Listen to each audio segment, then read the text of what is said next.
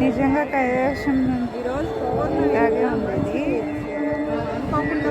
పౌర్ణమి రోజు వచ్చాను అనుకోకుండా. సో మంచి రోజు మా వాడికి కుండు చేయించాము. తర్వాత దర్శనం అయ్యింది. తర్వాత ఇలా చూస్తున్నాం మొత్తం.